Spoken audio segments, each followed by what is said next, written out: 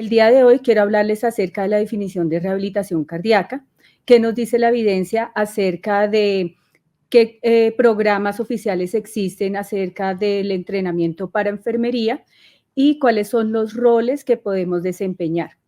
También quiero hablarles acerca de los componentes de rehabilitación cardíaca, qué conocimientos es ideal tener y las intervenciones que realizamos actualmente en nuestro programa y una propuesta de modelo educativo que fue promovida por la Asociación Europea de Cardiología.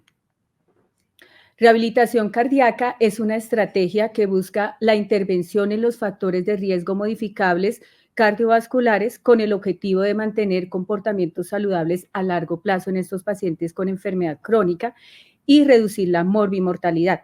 Es importante tener en cuenta que en el primer trimestre de este año, la primera causa de enfermedad y muerte en Colombia fue el infarto agudo de miocardio. Entonces, si logramos mantener esos comportamientos saludables en los pacientes y sus familias, logramos disminuir la carga social y económica que tiene nuestro sistema de salud. Esta es una revisión bibliográfica acerca de qué programas se encuentran actualmente específicos para entrenamiento de enfermería en rehabilitación cardíaca. Este estudio se realizó en países de Europa, Reino Unido, Australia y Estados Unidos. Entonces, lo que demostraron fue que existe mucha disparidad en cuanto a los programas. En muchos lugares no existen, por ejemplo, en Australia, y el único lugar que tiene una estrategia muy estandarizada y organizada para las enfermeras en rehabilitación cardíaca es en los Estados Unidos, donde se cuenta el aval de la Asociación Americana de Rehabilitación Cardíaca y Pulmonar. Otra conclusión que pude sacar es que la enfermería tiene un papel clave en los programas de rehabilitación cardíaca. Cumplimos con múltiples roles y requerimos amplios conocimientos, habilidades y experiencias. Dentro de los roles que aparecen en esta revisión aparece el rol clínico, donde podemos evidenciar la evaluación permanente de nuestros pacientes, la intervención y monitoreo en los factores de riesgo, la remisión de nuestros pacientes a otros profesionales en caso que se necesite, y también incluso actividades de soporte básico y avanzado en casos de emergencia. Existe un rol gerencial en cual, pues en otros países se puede ejercer, que es el de coordinador de programa. Nosotros también servimos de enlace con la comunidad, ya que en otros países muchos de los programas de rehabilitación cardíaca no están dentro de los hospitales. Tenemos actividades de innovación, de investigación y uno muy importante que es la mentoría frente a nuestros colegas, debido a que hay lugares específicamente donde no hay entrenamiento específico en esta especialidad. En Colombia existen programas de rehabilitación cardíaca en el ámbito de especialización, pero todos son multidisciplinarios y ninguno específico. Y el último rol, y no menos importante, es el rol de consejería. Nosotros somos, al estar siempre al lado del paciente y su familia, somos los oyentes de nuestros pacientes, donde tenemos la oportunidad de escuchar sus problemas, sus logros y ayudarlos a continuar en su cambio en el estilo de vida. También tenemos un rol muy importante que es el de enlace con otros en cuanto a las charlas individuales y comunitarias. También tenemos habilidades y roles en cuanto a estrategias de cambio comportamental. Al principio, la rehabilitación cardíaca solo constaba de ejercicio físico, pero a partir del 2007, la Asociación Americana del Corazón y otras asociaciones de cardiología del mundo publicaron los componentes centrales de rehabilitación cardíaca con el objetivo de intervenir en los factores de riesgo. El primer componente es la evaluación.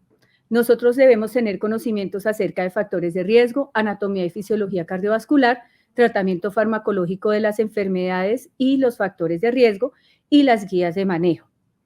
Nosotros en el servicio realizamos una revisión de historia clínica desde el inicio del paciente cuando pide su cita, donde revisamos el diagnóstico cardiovascular, revisamos cuáles son las patologías asociadas que pueden afectar el desarrollo del programa, también determinamos los factores de riesgo, análisis de exámenes tan importantes como cateterismo, prueba de esfuerzo, ecocardiograma y el tratamiento farmacológico con el que el paciente sale de su consulta médica o hospitalización, con el objetivo de evaluar el riesgo de eventos durante la sesión y planear la evaluación inicial, la cual es individualizada, tiene 2 horas de duración y realizamos la firma de los consentimientos, hacemos la evaluación física, que consiste en evaluación de fuerza, capacidad aeróbica con la caminata de 6 minutos, hacemos una batería básica de evaluación de caídas en los pacientes mayores de 60 años y una evaluación de composición corporal a través de bioimpedancia y perímetro abdominal.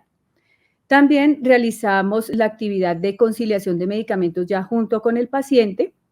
Hacemos una actividad de presentación del programa donde les explicamos los beneficios, el grupo interdisciplinario, cuáles son los signos y síntomas de alarma que deben tener en cuenta y aspectos administrativos. Y para terminar, hacemos un pretest con los aspectos principales de nutrición, psicología, tratamiento farmacológico y adherencia y ejercicio físico. Y se hace una retroalimentación individualizada de los temas que el paciente no tenga un conocimiento completo. En cuanto al monitoreo durante las sesiones, nosotros realizamos control de signos vitales, monitoreo electrocardiográfico, control de glucometría en los pacientes que tienen alto riesgo de hipoglicemia y también hacemos, eso nos ayuda a disminuir la posibilidad de tener complicaciones durante la sesión y de hacer una mejor prescripción del ejercicio. En cuanto al manejo nutricional, nosotros debemos tener conocimiento acerca de guías de manejo y habilidades en evaluación antropométrica. Como enfermeros hacemos educación en consumo de frutas y verduras, plato saludable, la importancia de la restricción calórica en pacientes con sobrepeso y obesidad y la composición corporal la medimos a través de bioimpedancia para evaluar grasa y porcentaje de músculo y el perímetro abdominal. En cuanto al manejo de diabetes, hipertensión y dislipidemia, es importante tener conocimientos acerca de fisiopatología de estas condiciones, las guías de manejo que se tienen actualmente y la farmacología de tratamiento. Nosotros en el servicio realizamos conciliación de medicamentos al inicio, junto con el paciente y los datos que teníamos anteriormente, además cada vez que cambie la condición clínica del paciente y que tenga una evaluación médica. Hacemos educación en farmacología, tanto en efecto terapéutico de los medicamentos como en sus efectos secundarios y promover estrategias de adherencia al tratamiento, ya que eso es generalmente para toda la vida. En caso que encontremos alguno de los factores de riesgo que no esté adecuadamente controlado, se remite al especialista correspondiente. Generalmente, luego de analizar los laboratorios, tenemos unas bases de datos donde podemos ir comparando cómo van esos laboratorios que nos traen los pacientes y hacer la correspondiente retroalimentación al paciente para que siempre tenga las metas claras. Y realizamos indicadores de desenlace. Nosotros medimos los niveles adecuados de colesterol LDL para prevención secundaria en la sesión 12 y en la sesión 36, y también en los pacientes diabéticos y prediabéticos hacemos la evaluación de la hemoglobina glucosilada a la sesión 36. En cuanto al cese del tabaco, debemos tener conocimientos acerca de las guías internacionales, nacionales e institucionales acerca del cese de este hábito. Nosotros en el servicio, desde que el paciente solicita la cita y leemos la historia clínica, hacemos detección de pacientes fumadores. En el momento de la inducción y cada vez que sea necesario, hacemos consejería corta e intervención motivacional, y en caso de que el paciente lo desea, lo remitimos a la clínica del cese tabáquico de la institución. En cuanto a consejería en actividad física y entrenamiento, debemos tener conocimientos acerca de beneficios del ejercicio, fisiología del ejercicio y los principios de prescripción. ¿Qué realizamos en nuestro servicio? Realizamos una evaluación de la estratificación del riesgo de eventos a través de una escala de la Asociación Americana de Rehabilitación Cardíaca y Pulmonar. Entonces, eso evalúa la fracción de eyección, la capacidad funcional, la presencia de arritmias de origen ventricular e isquemia. Y los marcamos en las historias clínicas con un semáforo para tener un monitoreo más estrecho de los pacientes con moderado y alto riesgo de eventos. También hacemos una evaluación de la condición clínica durante las sesiones que ya lo he mencionado, y en caso necesario de necesidades del servicio también realizamos prescripción. En cuanto al manejo psicosocial, es muy importante conocer la influencia de los factores de riesgo en la evolución, el pronóstico y la adherencia que tienen los pacientes con enfermedad cardiovascular. En nuestro servicio aplicamos la escala HATS, que evalúa depresión y ansiedad, en la sesión 12, 24 y 36, para que posteriormente pueda ser analizado por psicología. Y como nosotros tenemos un contacto permanente con nuestros usuarios, podemos detectar casos de remisión importante que podamos encontrar. Esta es una intervención educativa que me pareció muy interesante y es propuesta por la Sociedad Europea de Cardiología, donde nos muestra que el proceso de brindar información debe tener un objetivo de buscar un cambio en el estilo de vida y mejorar su condición de salud. La educación es un elemento primordial en la prevención primaria y secundaria de la enfermedad cardiovascular y no se limita solamente a brindar información, requiere consejería empática y negociación. Nuestro paciente ya pasa de ser un espectador a un protagonista que opina acerca de la información que nosotros le damos, negocia que está dispuesto a adoptar, adapta las instrucciones a sus instrucciones, pero entiende cuáles son las consecuencias de las decisiones que él toma, con el objetivo de lograr habilidades de autocuidado y cambios en el estilo de vida. ¿Cuáles son los puntos claves para hacer un plan educativo? Primero debemos conocer qué es lo que conoce o entiende el paciente, y él no lo puede explicar a través de sus propias palabras. ¿Qué sabe él de su diagnóstico y de su tratamiento y que él no lo explique a nosotros? Para luego hacer la evaluación de las necesidades educativas de acuerdo a las características de cada paciente y concertar los objetivos, ¿sí? De acuerdo a los objetivos que nosotros también tenemos en el programa y lograr un plan de acción individual y progresivo. También debemos identificar el soporte psicosocial que tiene este paciente para lograr ese plan de acción. Es muy difícil que un paciente logre estos cambios solos. Y acordar el monitoreo del progreso de ese plan. Lo podemos hacer a través de cifras de laboratorio, de cifras de presión arterial, registros de ejercicio físico, diarios o cuestionarios. Para hacer el proceso de evaluación, nosotros retomamos esos datos que el paciente nos entrega, hacemos una retroalimentación, luego evaluamos qué barreras tuvo el paciente y qué alternativa tiene para superarlas y reformular un nuevo plan. Una herramienta muy importante es la entrevista motivacional. Es una estrategia que nosotros tenemos para lograr aumentar la motivación del paciente hacia el cambio. Nosotros logramos hacer facilitadores empáticos ayudándolo a explorar la ambivalencia. Cuando nosotros hacemos cambios, siempre pensamos en lo que vamos a perder y lo que vamos a ganar. Buscar qué opciones tiene y apoyarlo en ese cambio.